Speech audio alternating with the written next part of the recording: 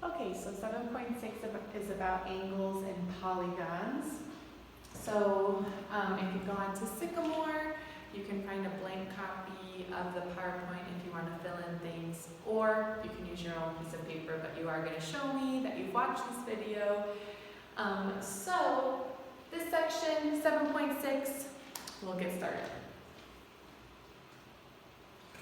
So first we're just going to talk about congruent angles and sides and just the notation. We've already kind of talked about this and used the notation, but just want to solidify that you know what these look like. So to show if sides are congruent, we use dashes on the sides.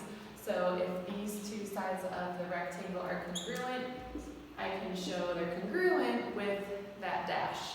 If these two sides are congruent, but they're not congruent to this one, so I don't want to use one dash again because that would say all four are congruent. So in this case, we can use two dashes. So if we're in the same figure, we want to use however many dashes necessary, but to show which pairs or which sides are congruent together. We can also do the same thing with angles. So if we move on to the triangle, the angles that are congruent, which we'll see later, are these two angles, which we use the arc to show. If there's different angles in there that are congruent, you can draw two lines to make sure you're separating from those other angles. So I can do 3 lines, 4 lines, 5 lines, whatever I want, just as long as however many I use matches the congruent one and I use the same amount of arcs there. So for this figure, we see all 4 sides are congruent. Again, I could use 2 dashes if I really want, just as long as all of them receive 2, and all the angles are congruent. Okay, and so in the last figure, remember that you can always pause the video whenever you want and to try things on your own and then come back to it. So you could pause now and try to show the congruent angles and sides just on what you see. But all sides are congruent. So again, I can use 1 dash, 2 dash, 3 dashes as long as all of them have the same. And all these angles are congruent as well. So every angle, I could do 1 arc to show they're all congruent to each other. So this is just the notation that we're using to show congruent sides, congruent angles.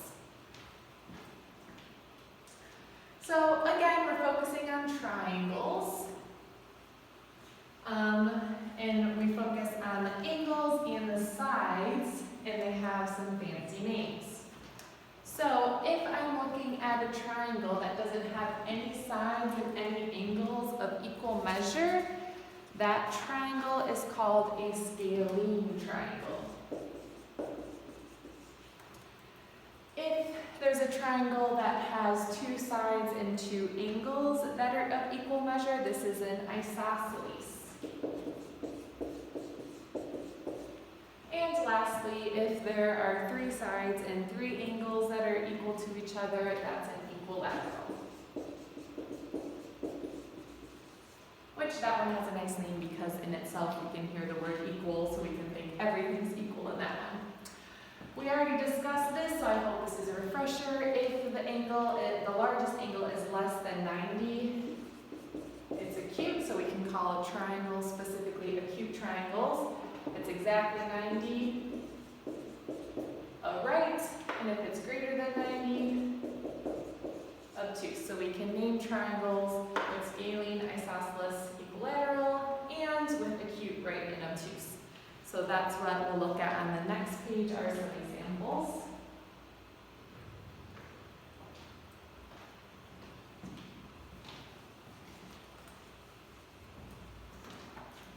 So here we have an equilateral and acute.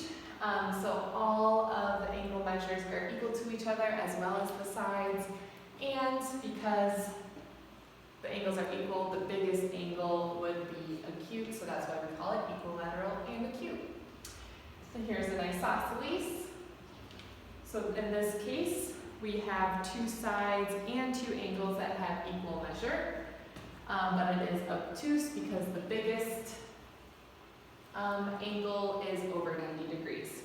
So you can see the rest there if you want to look at some more examples and kind of compare them between the two to see what's different.